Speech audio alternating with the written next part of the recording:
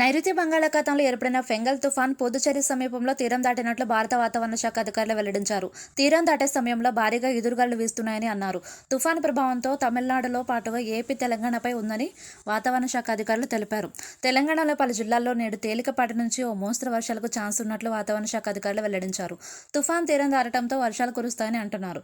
నేడు భద్రాద్రి కొత్తగూడెం, మహబూబాబాద్, జయశంకర్, భూపాలపల్లి, ములుగు, నల్గొండ, సూర్యాపేట, హనుమకొండ, వరంగల్, జనగామ జిల్లాల్లో కొన్ని ప్రాంతాల్లో వర్షాలు కురుస్తాయన్నారు.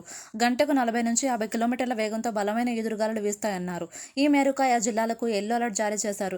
ప్రజల్ని అప్రమత్తంగా ఉండాలని సూచించారు. వర్షం కురిసే సమయంలో ఇళ్ల నుంచి బయటకు వెళ్లకపోవటమే ఉత్తమం అని అన్నారు. ఇక తుఫాను ప్రభావంతో హైదరాబాద్ నగరంలో వాతావరణం ఒక్కసారిగా మారిపోయింది. గత 2 రోజులుగా నగరాన్ని మేఘాలు కమ్మేశాయి. 2 రోజుల క్రితం వరకు చలి తీవ్రత ఎక్కువగా ఉండగా ప్రస్తుతం సాధారణ వాతావరణం నెలకొని ఉంది. 2 రోజులకు ముందు సాధారణ ఉష్ణోగ్రతలు 15 డిగ్రీలకు పడిపోగా ప్రస్తుతం 20 డిగ్రీలకు పైగా ఉష్ణోగ్రతలు నమోదవుతున్నాయి.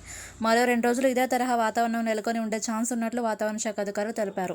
ఫెంగల్ తుఫాన్ కారణంగా ఆదివారం సాయంత్రం హైదరాబాద్ నగరంలోని పలు చోట్ల జల్లులు కురిశాయి. ఎల్బీ నగర్, ఉప్పల్, రామంతపూర్, తార్నాక, అబిస్గూడ, సికింద్రాబాద్, అంబర్పేట, మలక్పేట, దిల్సుఖ్ నగర్, చైతన్యపురి, వనస్థలిపురం తదితర ఏరియాల్లో జల్లులు కురిశాయి.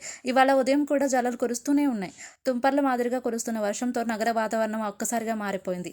కాగా ఫెంగల్ తుఫాన్ కారణంగా హైదరాబాద్ నుంచి తిరుపతికి నడవాల్సిన పలు విమానాలను రద్దు చేశారు.